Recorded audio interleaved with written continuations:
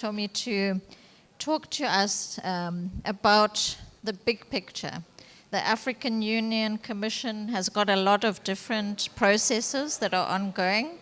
We've seen, it seems almost every few weeks or months we see something new coming from there. The African Commission has also got different processes going on. Give us a flavor of what you think are the key digital rights instruments that we should be tracking and why. Thank you very much, Helene. So the African Union is made up of 11 organs, but I will be focusing on two. And not just digital rights instruments, but also policies that speak to digital rights issues. And to begin with, the two I'll be focusing on is the African Union Commission and also one of the human rights institutions, which is the African Commission on Human and People's Rights.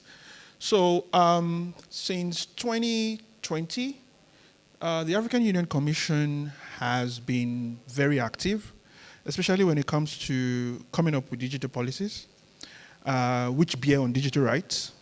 And one of the foremost documents by the African Union Commission is the Digital Transformation Strategy, the one that covers 2020 to from 2020 to 2030. And I like to describe it as the policy brain box for the African Union with respect to digital policy issues.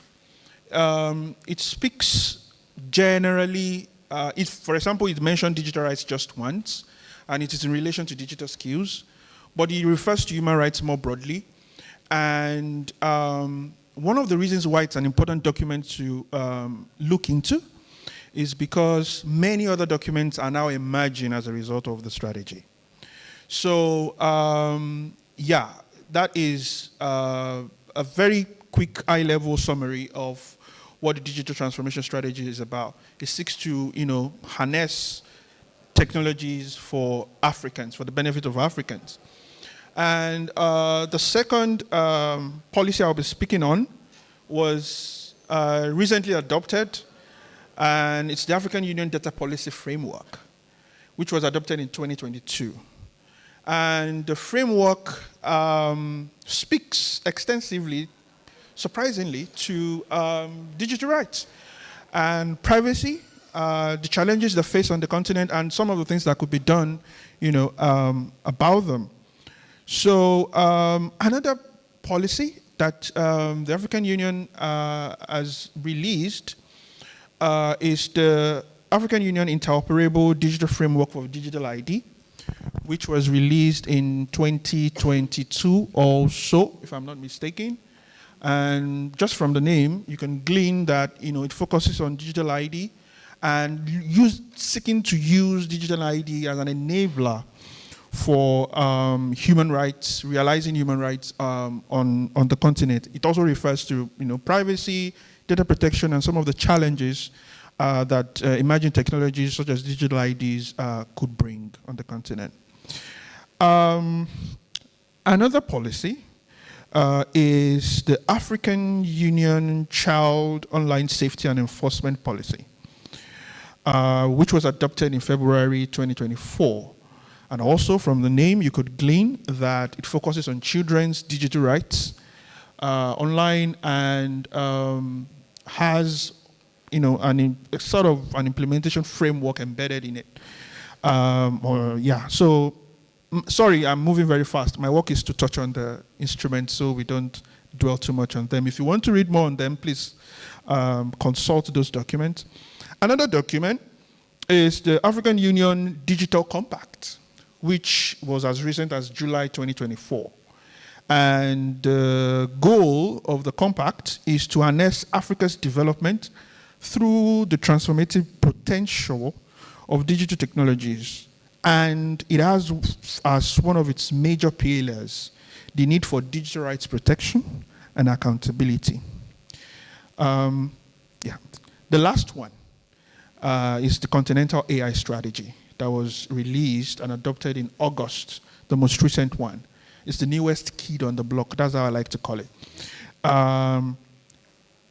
seeks to harness the opportunities presented by AI technologies while also addressing the problems the AI presents, for example, to human and people's rights on the continent. Then lastly, the other institution I promised to speak about is the African Commission.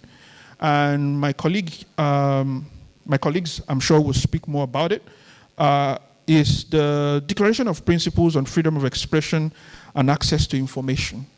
As far as I'm concerned, it is one of the most forward-looking, unique, and intersecting document on the continent when it comes to, not even on the continent, globally, when it comes to digital rights protection, especially concerning freedom of expression and access to information and privacy in Africa.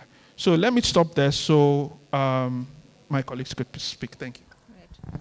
Thanks, Jomi, and we'll come back to you because I do think that there's a lot of forward-looking work that the AU is doing and the ACHPR, not just in digital rights, but in other areas. They were the first to put together guidance on freedom of association and assembly, and the UN and others followed after that. They were the first also to put together guidance around protecting rights during times of emergency. So we see that the will is there. There is, forward looking, but we're going to come back and see whether implementation is working as well. So I'll turn to you, Mary Stella, to talk a little bit about internet shutdowns. It's a common theme that we've heard the last couple of days. There's a lot of sessions on internet shutdowns and throttling and social media blockages and that coming up. They're very common. So I wonder if you could speak a little bit about the policy and the regulatory efforts that have been taken continentally and regionally to deal with that. Thank you very much for that, Irene. As a point of departure, I wanted to first, I think we can all acknowledge that when we talk about internet shutdowns, what is being interfered with here is access to the internet, right? But access to the internet as it stands right now is not a fundamental right. But more and more when we look at what judiciary has been saying and advocacy and conversations and discourse in this field, is that access to the internet is an enabler of other rights. When you think about the right to life, the right to education, most obviously, of course, is freedom of expression and access to information. But even when you look at right to health, a lot of doctors rely on access to the internet. How we, engage with education right now, we need access to the internet, the right to work, how media professionals work depends so much on the internet. When you look about the right to development, how we can participate in social, political, and economic life, we need access to the internet. And so given the intersection of all these rights that are enabled because of access to the internet, when we look at then what frameworks protect this other than, for example, my colleague has mentioned the Declaration of Principles on Freedom of Expression and Access to Information and the guidelines on access to information during elections in Africa. But more importantly, the fundamental protections of these are in binding instruments. So the African Charter on Human and People's Rights, the African Charter on Democracy, Elections and Governance, for example. These are important binding instruments in the African continent that talk and speak to the rights that are enabled by access to the internet and are interfered with when internet shutdowns are implemented. And while my colleague did mention the declaration and the guidelines on access, the Declaration of Principles on Freedom of Expression and Access to Information, as well as the guidelines on access to information and during elections in Africa, these two documents, and why I agree they are very forward-looking as well as very impactful in the African continent, is that they do go further and expound on how we can protect these rights, particularly in the digital age, and particularly given the threats that we see to the digital age, and in particular, internet shutdowns. So it does speak on state obligations when it comes to internet shutdowns and what they should do and what they should not do.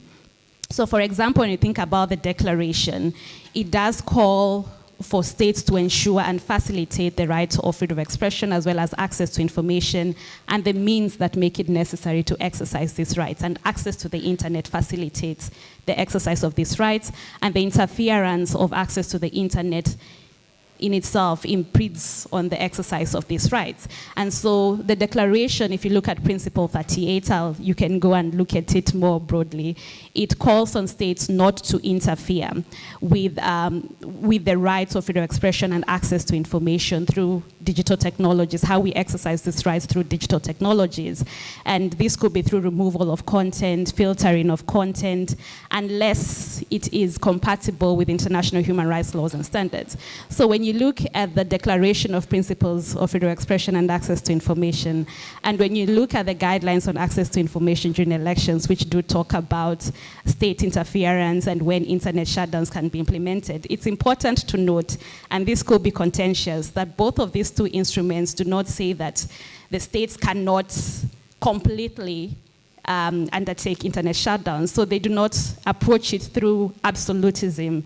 It states that it leaves a small window of opportunity that states can implement internet shutdowns, but they do put a caveat there and indicate that it must be once meet the three-part sets of limitation of rights, such that it must be provided by law, it must serve a legitimate interest. This could be public security, national security, protection of public order, public health, public morals, and whatnot. And finally, it should be necessary and proportionate in a democratic society. So I think in our circles, it becomes contentious that some of our instruments have left a small window of opportunity for internet shutdowns, but all the same, it is there, because when you think about free expression and access to information, they are not absolute rights. But the caveat is there in terms of the three-part test of limitation of rights and a further safeguard that it should be subject to judicial review, such that, it should be given, go before a court and there's judicial review in terms of whether it meets the standards that has been set. And more importantly also that it should meet international human rights laws and standards when it comes to internet shutdowns. So it will be great as we continue speaking in these circles about how we have these instruments that are there in the digital age and this small window of opportunity they leave for internet shutdowns, especially in contexts in Africa where it has been misused. But again, it's an interesting argument when you look at it through the concept of absolutism of human rights. But all the same, we do have these instruments. I see Irene has told me 1 minute, but all the same, we can acknowledge that the instruments are there and the limitations are there, and it's just up to us in terms of our advocacy how to ensure that our states do not overreach when it comes to internet shutdowns and hold them accountable to international human rights laws and standards in that regard. Thank you. Thanks, Mary Stella. I'm going to turn to Helen now to talk a little bit about surveillance protections. We've seen a proliferation of surveillance technology. There's quite a lot of research about how states are using it, mainly in ways that restrict civil society and human rights defenders. So Helen, can you talk a little bit about how the different human rights mechanisms have tried to deal with the issue of surveillance technology?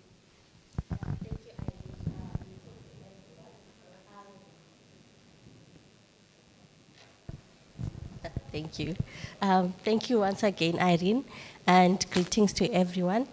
So when we speak about technology and the states, we're talking about the behavior towards monitoring citizens' actions, whether physically or we're talking about surveillance, observing them online, what they post on their social media pages, and recording such practices or behaviors. So as we've witnessed in Africa, most states are doing the surveillance practices to sort of like buffer up their regimes. And as such, we have the African Commission on Human and People's Rights passing a resolution, Resolution 573, that speaks to the deployment of mass and unlawful targeted communication surveillance, which calls upon states to ensure that the restrictions to privacy are observed. Because when we look at surveillance monitoring that is done by the state, it mostly impedes on citizens' right to privacy.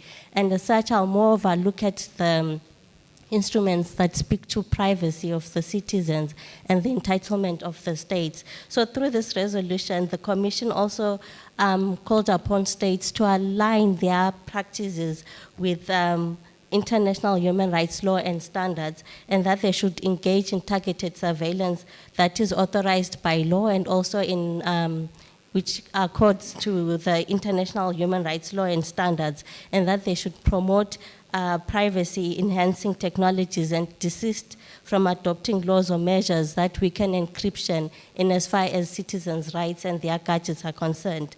That they should ensure that victims of these violations have the right to redress, and that there is oversight mechanisms in place so that they can seek justice should the need arise. There is also Principle 41 of the Declaration of Principles of Freedom of Expression and Access to Information in Africa. These principles also calls upon states not to engage in indiscriminate or untargeted collection or storage of sharing of a person's communications. Because if you look at Africa, most states do carry out bulk surveillance without any meaningful reason. And it calls, this Principle 41 also calls on states to engage in targeted communication that is authorized by law, and that they should ensure that any law that speaks to targeted communication provides adequate safety guards in as far as privacy is concerned and preserving that right.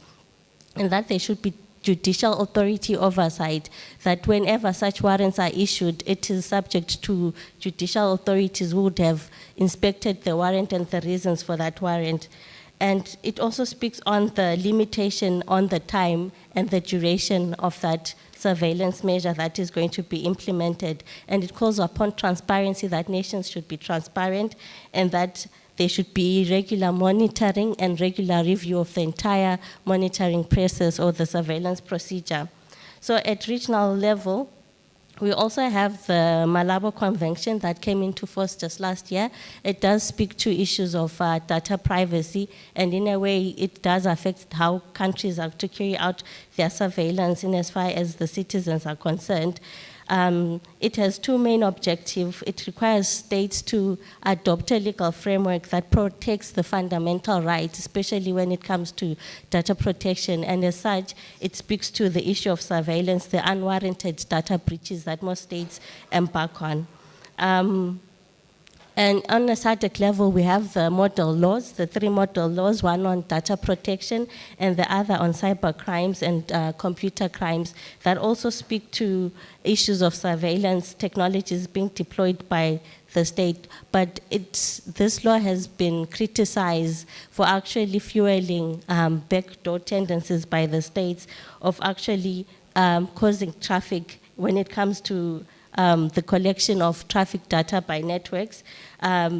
Some critics have stated that it is a problematic law in that it doesn't offer safety guards in that regard. There's also the Cairo Declaration on Human Rights in Islam, which also calls upon states not to spy or do unwarranted surveillance on its citizens and protect its citizens from arbitrary interference. I think for now I'll stop here. Thanks, Helen. That's quite a list of documents. So there's no shortage of lists, but I think there is maybe a shortage when it comes to disinformation. But I'm going to ask Boya to talk a little bit about disinformation. It's a key threat to free expression, and it's a trend that we've seen has emboldened states over time to adopt very restrictive laws. Targeting media, human rights defenders, civil society. So tell us a little bit about disinformation and where we are on the continent.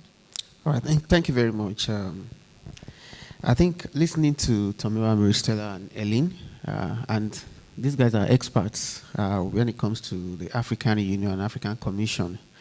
It is not an omission that all the instruments that have been mentioned, none of them will specifically talking about disinformation, and that also tells us how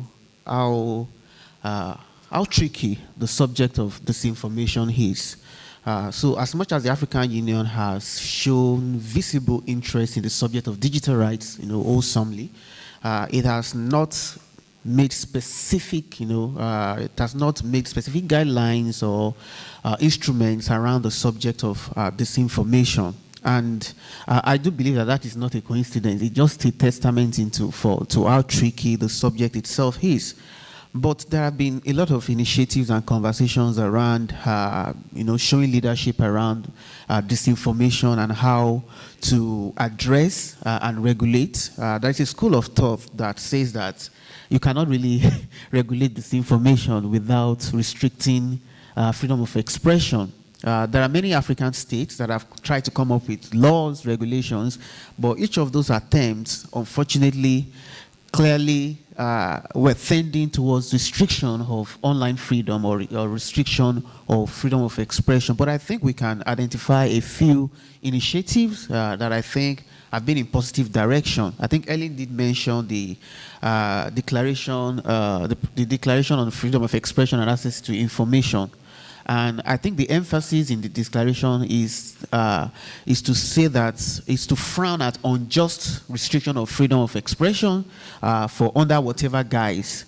But I think that key issues that I think can help what's like an African framing of the subject of disinformation are initiatives around addressing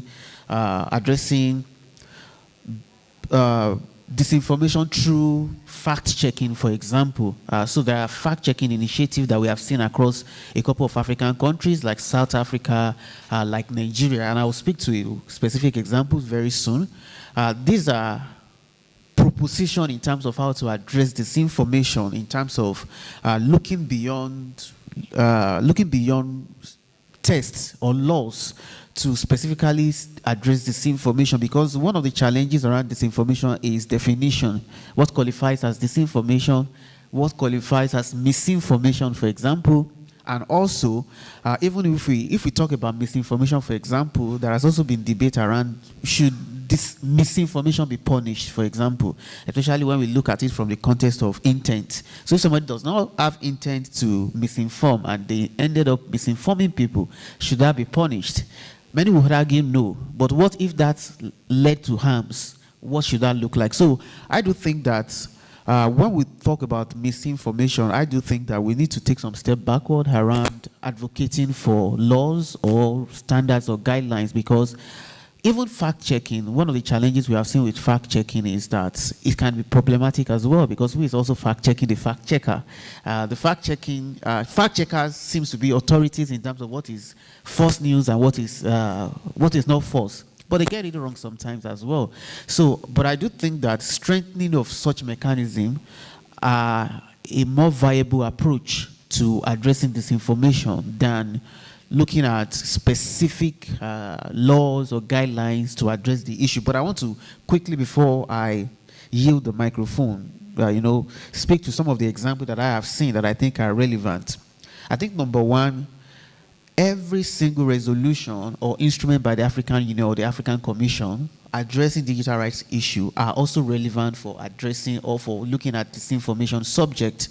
They are relevant because they speak to key issues around respect for freedom of expression and the importance of not using excuse of either disinformation or other harms that we have seen to restrict online freedom. But I also think that even if you look at the AU Agenda 2063 and the Digital Transformation Strategy 2020 to 2030, they envision a continent where digital freedoms are protected and information flows freely.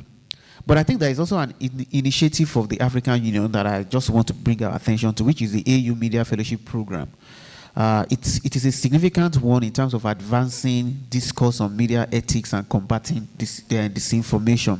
That's also another area we need to look at, media ethics, as an approach to combating disinformation.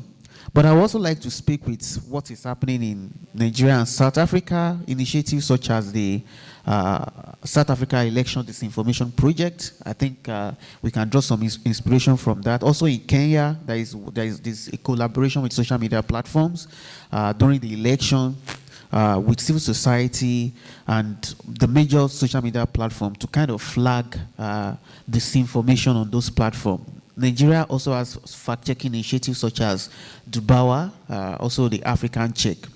So I don't know what the thinking of the African Union is or the African Commission around this issue because I don't have access to information. They are better placed to have such information. But I do think, based on my previous engagement, that I think disinformation as a subject requires a lot of tact to address. It is very difficult to address it with rules making. I think there are I do think that initiatives such as, like I said, media ethics, fact-checking initiatives might be more potent approach to addressing disinformation. And lastly, I also think that one of the best ways to address disinformation is to encourage more information, which means deepen access to information, protect freedom of expression, because most issue of disinformation is around disinformation thrive more in an environment of opacity where people don't have access to information. When people put out an information that is true, I don't think there is a better way to address it than getting access to true information. And the way to get access to true information is by putting out more information, giving people more opportunity to make informed decisions. And I know I've said lastly before, but now lastly. Digital literacy is also a key, antidote to disinformation. Disinformation thrives in an environment where people are not digitally literate, to be able to tell between false information and wrong information. Thank you. Thanks, Boya. I think it's an interesting way of looking at it. I know there's like some initiatives which are going on at the Commission, the African Commission, around disinformation. We were talking earlier, and I'm sure you'll mention it when we come back to you now about these processes. But you mentioned something, that the experts are here, and we've heard about all of these initiatives that are going on, and yet most of us in this room have probably not been in those spaces. We don't know what is happening. Tommy, tell us a bit about, is the AU on the right track? Do we need all of these things? What are they including enough stakeholders? What are your thoughts around that? Thank you, Irene. In terms of what the AU is doing with respect to these documents, and whether they actually do fulfill the end goal of protecting digital rights, my short answer is no. And I will give a slightly longer answer. There are many other reasons, but I've highlighted 4 of them. In the last 4 or 5 years, the African Union, for some reasons, has morphed into a non-merchant, in quotes. And I use that word, it has been used before, of course, but I use it deliberately because we are witnessing an incessant release of policy documents. And as far as I see it, it is not enough to keep dumping documents on member states, right? I think there has to be key issues that should be focused on alongside developing those documents. And I'll be highlighting 4 of them. The first one is participatory policy development. Or, if we want to put it in another way, tacit co-optation. And what do I mean by this? The era of selective development of digital policies by the AU needs to come to an end. And case in point include, some of the instruments I had mentioned earlier, the Global Digital Compact. You can just wake up one morning and you find out that, the African Union has adopted a draft document. And by the time you have a nap in the afternoon, that draft has become a final document. So that is to tell you the kind of things we're dealing with, especially when it comes to policies at the African Union.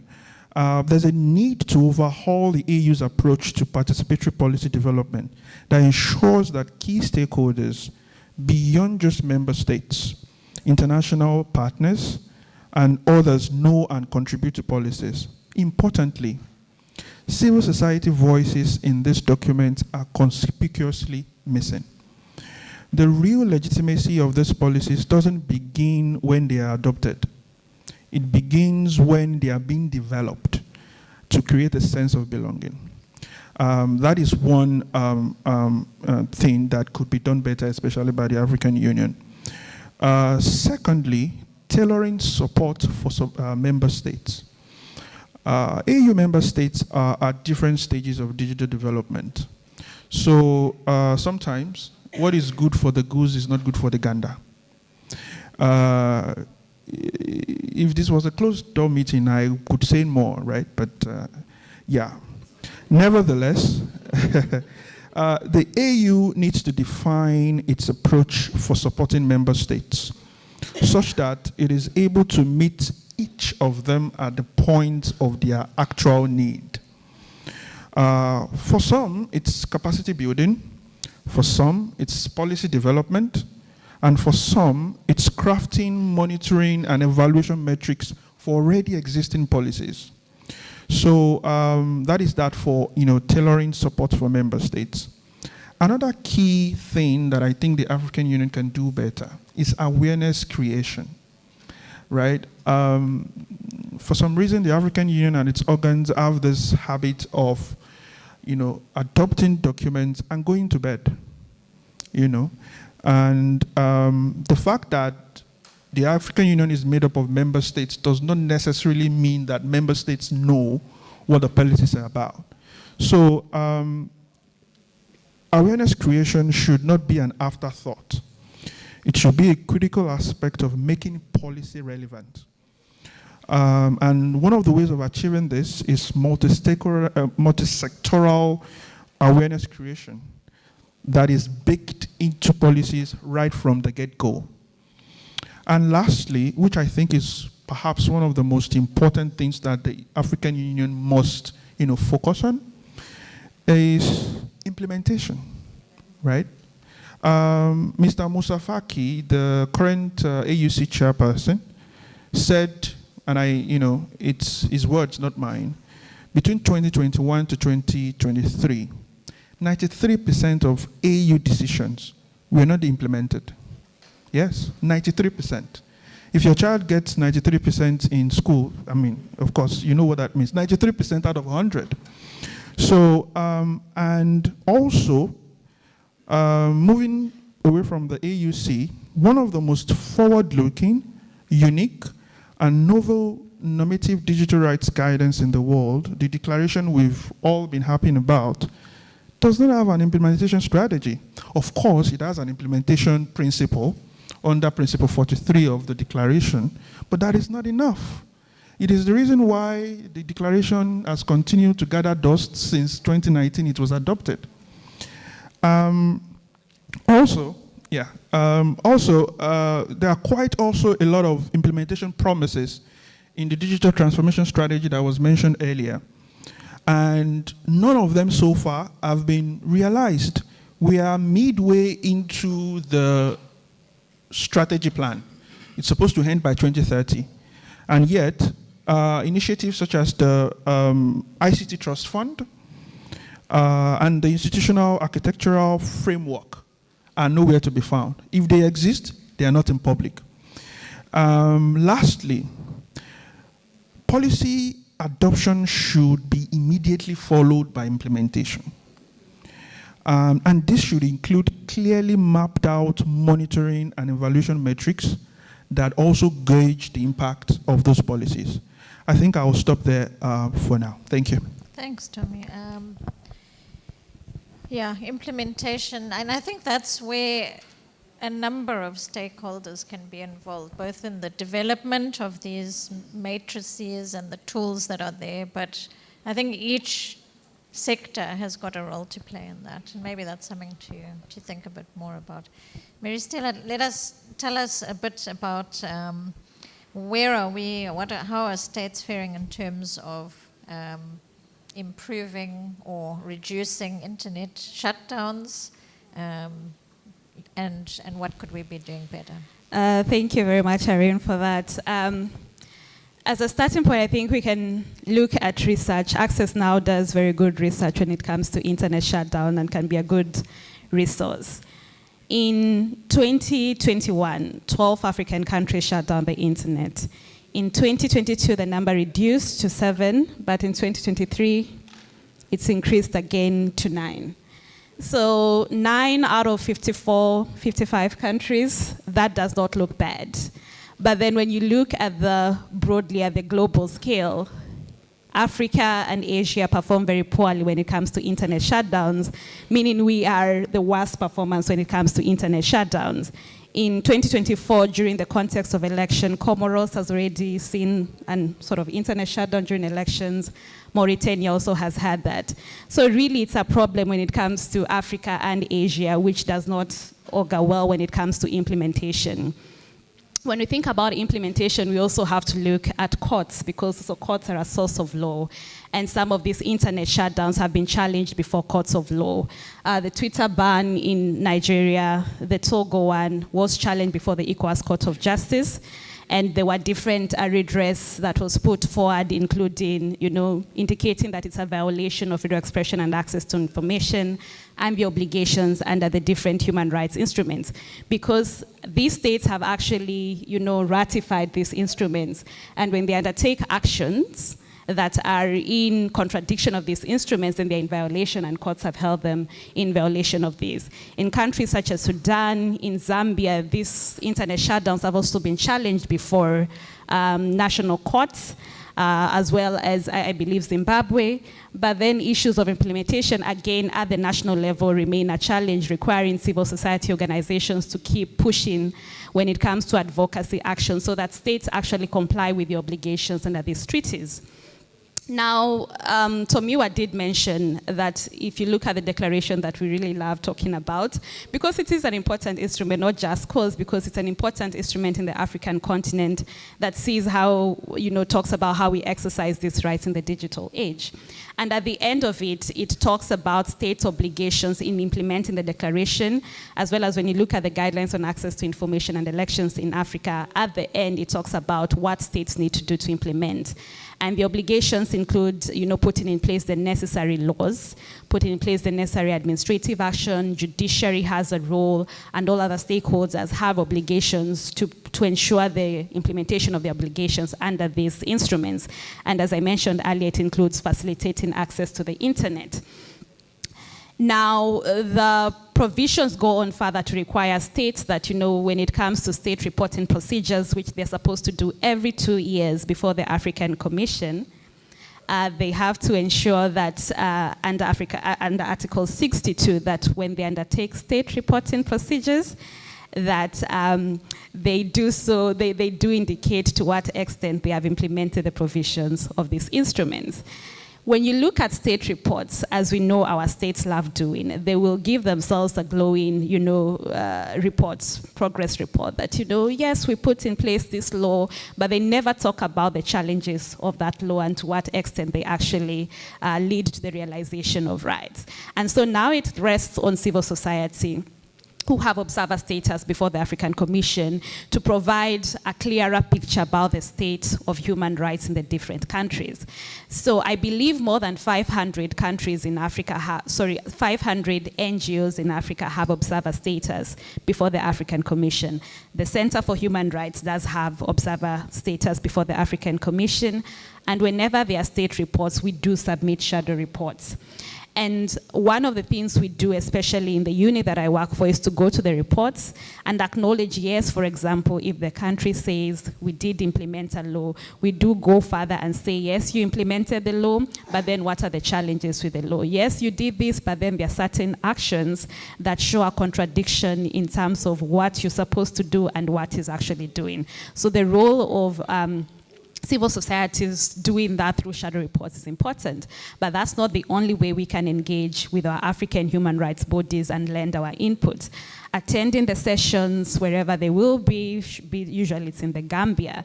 Going to the sessions does not require observer status, and finding ways to engage with the different actors there, having side sessions in the, in the sidelines of the commission, and inviting different commissioners and inviting different state actors in attendance so that we can engage with them is something that is open for all organizations regardless of observer status. And I think we should do more in engaging with these bodies, because also the technical expertise that exists in our different countries and among us is something that we need to, drop down to all state actors, because some of them really are lacking in this expertise. And I'll give an anecdote. There was once we were in Zimbabwe doing an engagement with media regulatory bodies.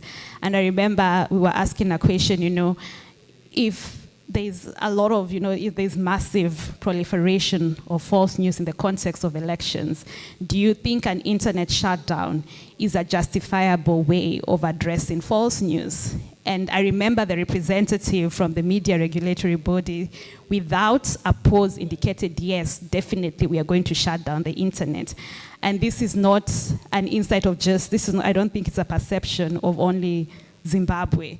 I think in a lot of our African countries, our go-to response when it comes to state actors in confronting issues such as disinformation in the context of elections, regardless of the fact that a lot of the times they are the perpetrators of it, is that their go-to response is either punishment, either having sanctions, which really violate freedom of expressions, especially imprisonment, putting in place harsh laws, or shutting down the internet, which really goes against the obligations when it comes to the respect of human rights. When you look at the instruments we've talked about, the declaration and the guidelines, they also talk about the responsibilities of internet intermediaries. Usually, of course, we make reference to the UN guidelines on business and human rights. It does talk about the responsibilities of businesses. Also, our declaration speaks about the responsibilities of businesses, and that in particular emphasizes the need to respect human rights. Respecting human rights requires you to refrain from action that violates human rights. And I know they do get telecommunications and internet service providers get, requests from states to shut down the internet. So they are complicit here.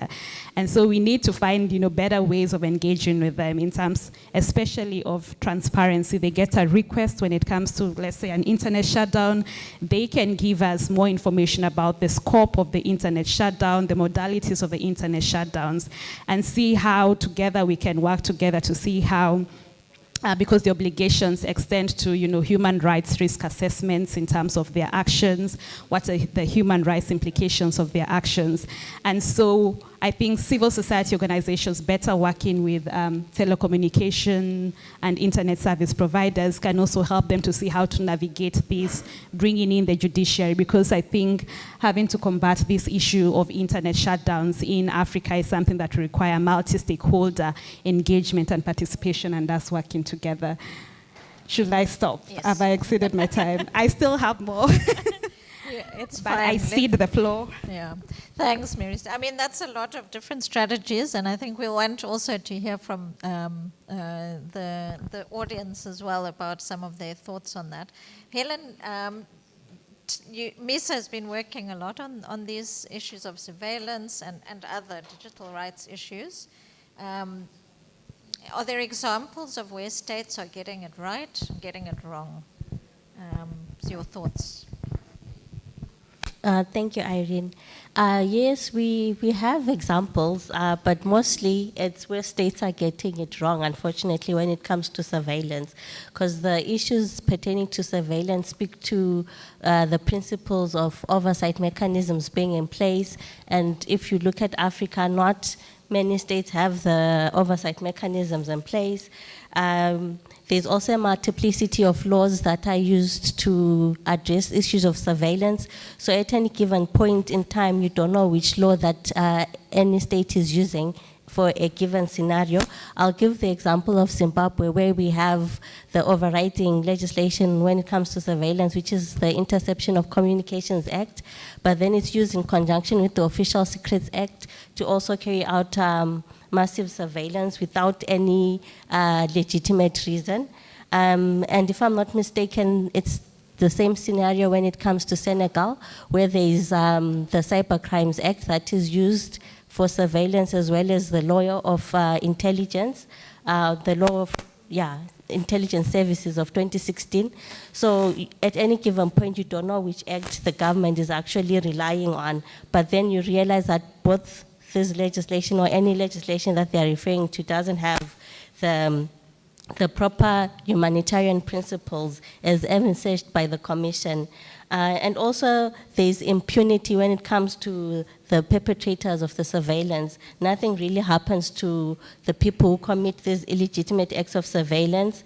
And also you find that civil society has varying degrees of influence, per country.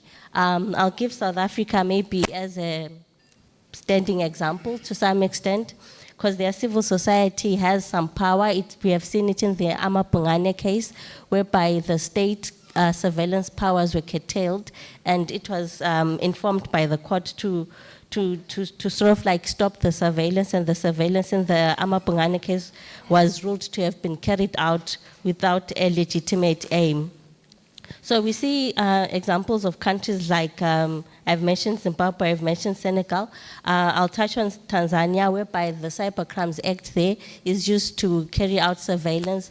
We see this enactment, when you look in Africa, this enactment of new laws around cybercrimes, around cybersecurity, that in a way influence the surveillance activities of the states, because they do use these acts to sort of like retrieve the data of activists, human rights defenders, journalists, even lawyers, to carry out surveillance activities to find out what information they might have. And also the problem with Africa as a whole is that most of our surveillance legislation is crafted in broad languages, in broad terms, such that it's not easy to interpret what meaning the drafters, the policymakers had in mind. And most oftenly when the police read, or the authorities at B refer to that act, they give it a definition to suit their intended goals and the intended aims. So we see that even like the SADC model law on data protection has been criticized. So when the states look at these laws and want to implement a data protection legislation or a cybercrimes legislation within their own national context, they do this copy and paste, and there is no contextualization into the nation's perspective or the nation's issues around those issues. So you see the copy and paste mechanism is not working, and issues of surveillance are not adequately addressed. Thank you. Boya, let's finish with you. You had started mentioning some examples of for the fact checking and that. Are there other good examples, or where are we getting it wrong?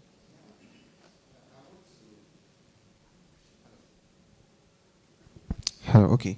I want to just also share with us the Freedom Online Coalition joint statement on spread of disinformation online, also especially the policy recommendation. I'm a member of the advisory network of the coalition, and also, just recognizing the issue of disinformation and how difficult it is to rein it in. So some of the proposal from that recommendation, and I will start from the recommendation that is specifically addressing marginalized group. One thing about disinformation is that as much as it is a general topic, it is also a weapon that can be used to target marginalized groups such as women, minorities, etc., and all of that. And I think efforts and initiatives that is aimed at addressing misinformation must include specific initiatives by governments to protect such marginalized group through initiatives that seeks to protect them. And clear example, female politicians, for example, have been addressing this information that we see today. So I do think we need to start from dissuading government from being an active actor in disinformation campaign. Because you can't address something when you are an active player in what you are trying to address. So let's start by asking government to stop funding this information campaign that is aimed probably to sell them politically and all of that. Also, there is also the need to address this information while ensuring free and open, not to restrict the right. It is very key for us to understand that the greatest antidote to disinformation is more information. Most of the efforts at national level seeks to promote lesser information in terms of restricting people information from the perspective of access to information, right? A lot of countries have freedom of information laws, but many of us have tested it in our work. You send a freedom of information request to a government agencies, and what you get is silence or refusal to provide that information. And then when there is an information out there and government gets angry that, oh, this is not the right information, but you are not sharing the right information. So the point is that disinformation strategy should focus on providing more information and strengthening laws on access to information. So perhaps I would also recommend that we should look at the declaration, like Tomiwa said, Declaration on the Principle of Freedom of Expression and Access to Information, and probably it's time to update that declaration, and probably to move from the declaration to, as you said, to implementation strategy for the declaration to address specifically disinformation. Thank you. Great. Thank you, panelists. Yeah, definitely. I know that lunch is beckoning, and we had a long opening session as well. But I do want to give just about 10 minutes. Please keep them brief so that we can have 3 or 4 or maybe more. I see, right, 1, Jalila, 2 in the front here, 3, Michael, 4, 5 at the back, 6. Okay. Yeah. The first was Jalila at the back. Can you use this? Thank you very much. My name is Galila. I'm a part of the Digital Rights Alliance Africa, and it's a pleasure to be here. Listening and learning from such group of experts, truly appreciate it. As a political scientist / program manager, permit me to speak from the heart, okay? I'm not going to go into legal jargon, that's not my area, but I truly appreciate it. So all of the things that we talked about exist in the reality on the ground in quite of a complexity, especially in the continent of Africa. What I specifically want to refer to is the context of conflict and human rights violations. And in fact, in case, I'm from Ethiopia, so in cases like Ethiopia, such factors, human rights violations and conflict, in fact exist side by side, feeding each other in a vicious cycle. So what I wanted to mention, or what I wanted to recommend the House for all of us when we go back home, we take in due consideration what implications internet shutdowns have on these two important factors, human rights violations and conflict, and how these two factors again feed into internet shutdowns, and how the vicious cycle morphs into a more vicious cycle, going from one generation to the other, having a transgenerational impact. So this is why I concretely and I guess loudly recommend that we, as expand the problem from different perspectives, and actually come up with reliable and practical solutions. Thank you.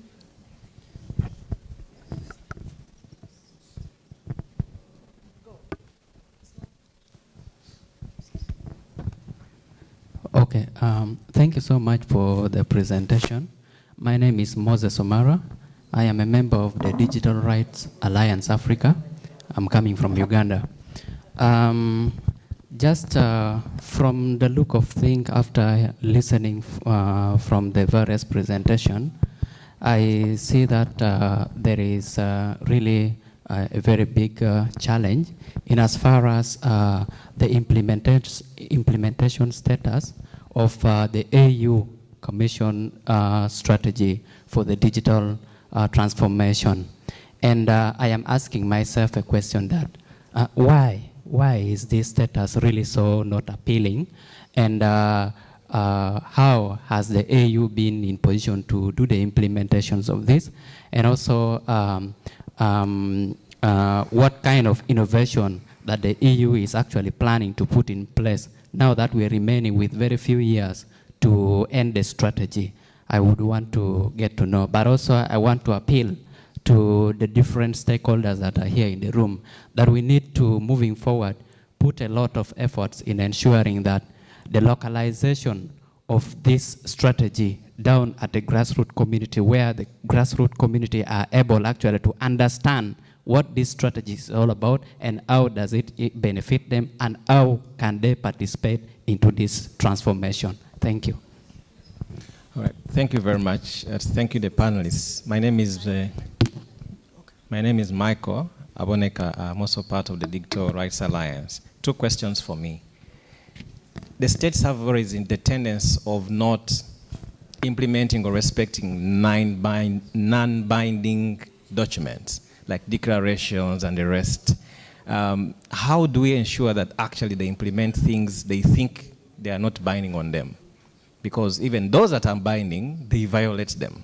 So how much do we have to do that? Secondly, how do these cascade that these things move from Addis to Luwoka and Kamli district, where I normally farm my coffee?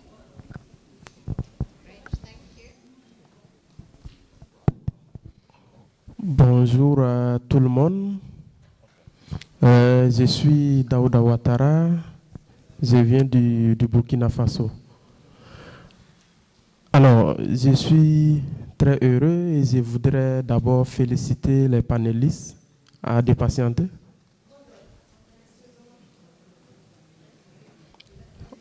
Ok, je peux continuer?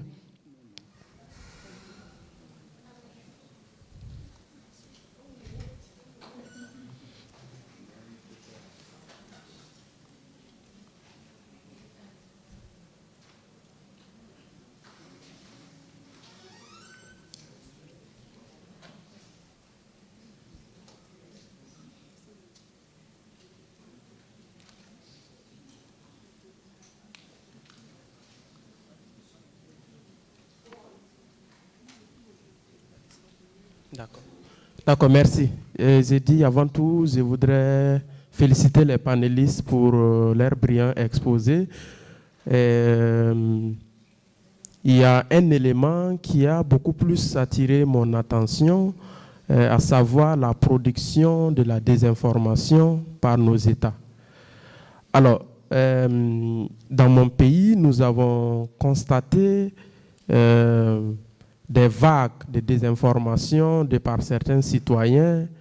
Nous avons mené un plaidoyer au niveau de nos États pour faire en sorte que ces questions de désinformation puissent être traitées afin que les citoyens aient accès à la bonne information. Mais on s'est rendu compte que c'est l'État lui-même qui est un acteur de production de la désinformation. Donc, comment aller demander à quelqu'un qui est producteur de la fausse information de faire en sorte que les citoyens aient la bonne information? Donc, c'est toute la difficulté. Et vous allez voir que dans la production de la désinformation, ces citoyens qui produisent cette désinformation, dès lors que ça vise à soutenir le régime en place, il n'y a pas de sanctions. Mais dès lors que c'est une désinformation qui tend à ternir l'image du régime en place, il y a une répression. Donc, aujourd'hui, la problématique, c'est comment faire en sorte que ces gouvernants qui sont au cœur de la désinformation puissent avoir des attitudes pour que les citoyens aient une bonne information. C'est toute la problématique chez nous aujourd'hui et je pense qu'ensemble, on pourra discuter et puis trouver des solutions. Je vous remercie pour le panel.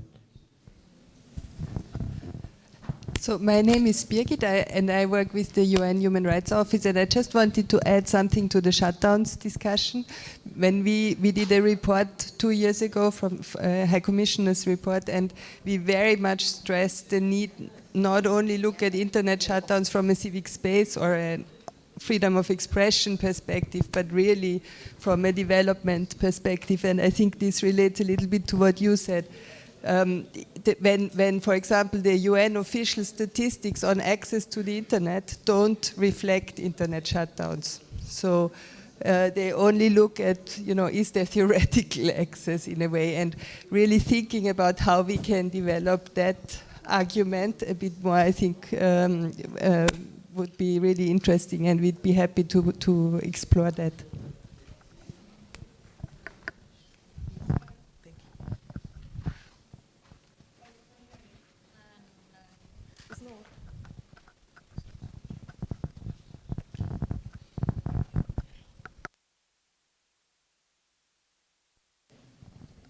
Hi.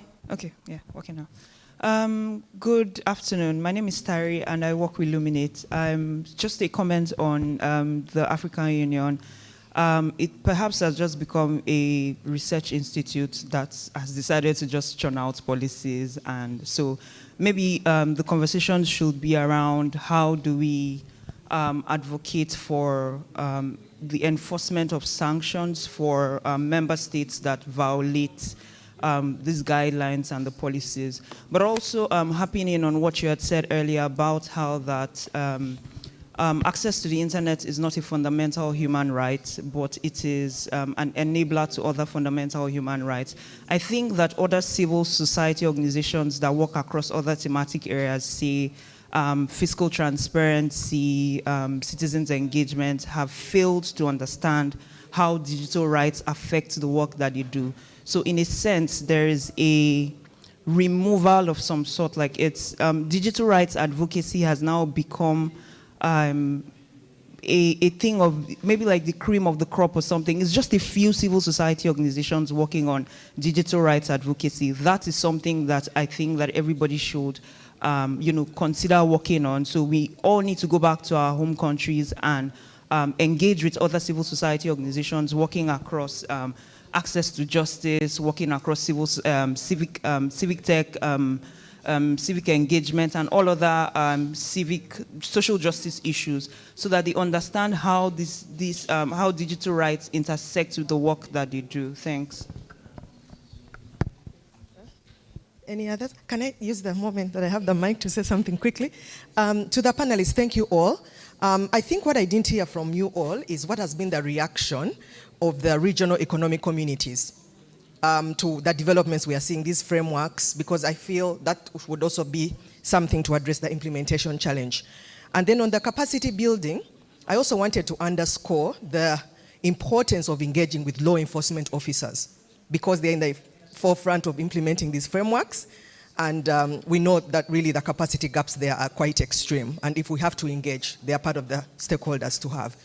And then with the African Commission, I know there's been a lot of work around resolutions. Have you come across any decisions addressing these cases? Thank you. Okay. Okay, quickly.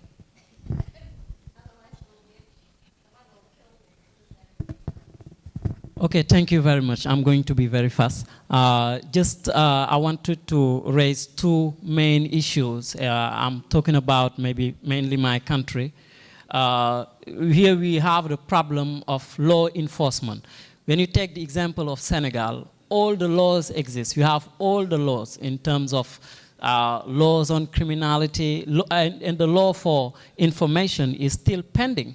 I think in this case, I think the fact of thinking about advocacy toward the authority is important. And the second thing to finish is what we call the information access, basically at the grassroots. Yeah, this is just what I wanted to add. Thank you.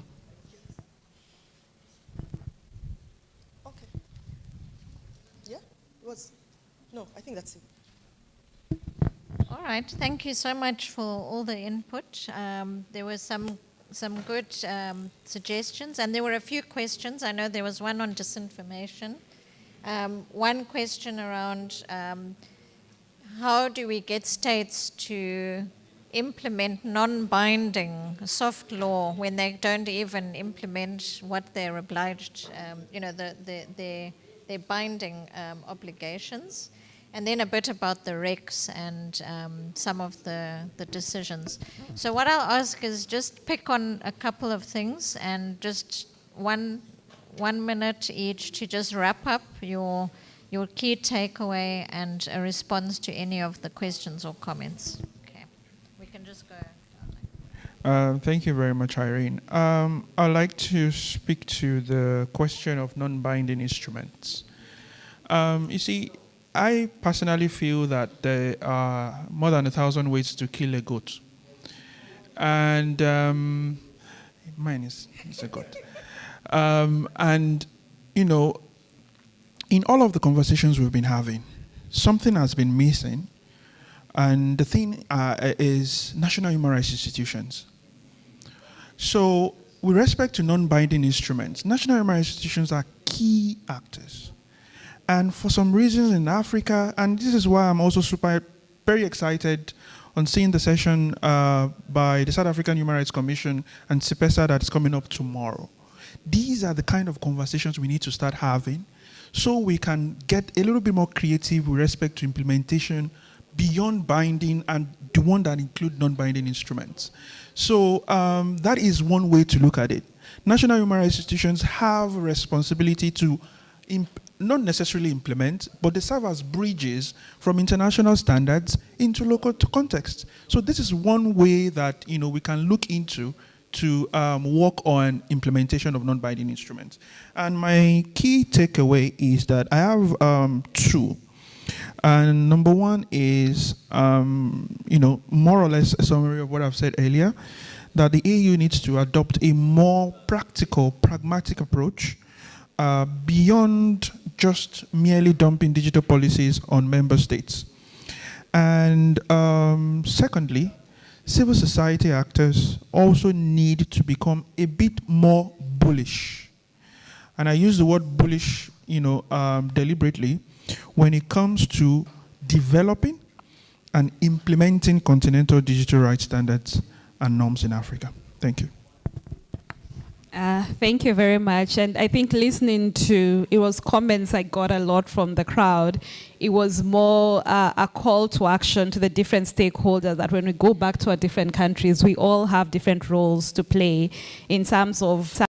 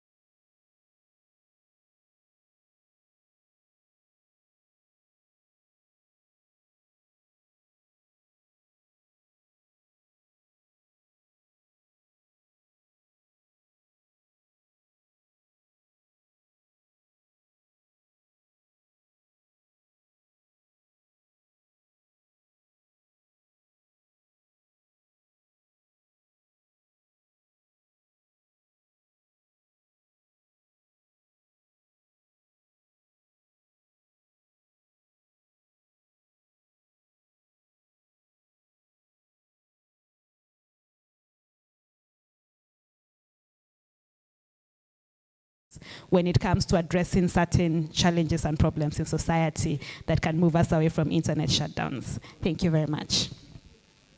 All right, I think I want to close by saying three things and addressing some of the questions that have been asked and some of the points that have been made. The first point is the point that was made. Let me start from the point that was made by, I think, Irene on working with law enforcement.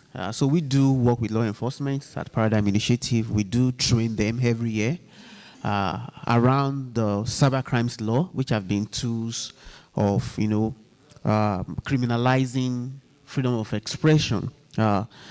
Over the years, we've done this training for almost 6-7 years now, and we were doing some internal evaluation recently whether this has even helped to a bit or whether it has achieved any result whatsoever in terms of addressing this issue. Yeah, it's a drop in the ocean, but it is helping to move the needle. Also, around the point about working more with National Marine Institution, I think this is a very valid point. Although I think that for that to be more effective, the National Marine Institution has to be truly independent as well. So just before I traveled, I left home about 2 weeks ago, and before I traveled, one of the last things I did was that I sent a draft regulation on digital rights and freedom to the National Marine Institution in Nigeria. And when I was sending the draft, I thought that they would need the approval of the Attorney General of the Federation, who used to be like the supervising minister for their activities. But the feedback I got for the National Marine Institution is that they have recently amended their law, and with the amendment, they have now become independent, that they can issue regulation and guideline by themselves without resorting to the office of the Attorney General, which is a very positive development. In fact, I have already said that I'm going to explore that to the extreme, because what that means is that with the National Marine Institution, some of these international frameworks on protection of human rights, addressing some of the issues that we're talking about, the National Marine Institution can serve as an important, national institution to provide national guidelines that echoes or mirrors those regional or international framework. And I think lastly, I'm going too fast, so I'm going to start talking slowly. Lastly, the point around regional regional institutions, I think it was Irene that mentioned that point again as well. So I know that there has been some collaboration between some major media institutions, and I see Vivian in the room. I know that just this month, Media Foundation for West Africa, in collaboration with, I think, ECOWAS, did have some sort of conversation around initiative to address disinformation, right? I don't have all the details, but just making reference to initiative like that, and maybe you might want to talk to Vivian as well. And I see Mr. Ede Tojotu sitting at the other extreme end. He's the executive director of Media Foundation. Media Rights Agenda, they also, they are a leader when it comes to, leadership around media ethics and all of that as well. So I do think that they might be able to provide more insight into what is happening regionally, at least from a Western African perspective. Thank you. Okay, I'll try to keep it brief. Yes. When it comes to implementation and sort of like forcing the government's hand to follow these regional bodies' instruments, I feel like it's a multi-stakeholder approach that is needed. I agree with the speaker that mentioned that we also need to train the police, the law enforcement agencies, because they are the ones at the other end of the stick. I'll give an example of MISA, what we have done in as far as law enforcement agencies are concerned. We have a media police action plan in light of journalists and the police, because we've witnessed a lot of violation when it comes to that. So with our police media action plan, we sit down, we capacitate the law enforcement agencies and brief them on what journalism means and what it entails. And through that action plan, we've seen like a decrease in the number of violations that are perpetrated by law enforcement agencies. We've tried replicating that with our Lesotho chapter and also witnessed the same results. So I feel like as civil society, we need to capacitate each other, the different branches that are involved, especially when it comes to violations of fundamental rights. And I'll also speak to the point that Mary Stella raised earlier, the issue of shadow reporting. I think civil society and other actors can also implement that. It will also push the governments to better implement these instruments that are there, that they've ratified but they're not doing anything. My last point I just want to raise is that we should, it's like an advocacy process. We should not expect results the minute we start implementing, but when we continue to be consistent with the pressure that we apply on these governments, it will yield results. Thank you.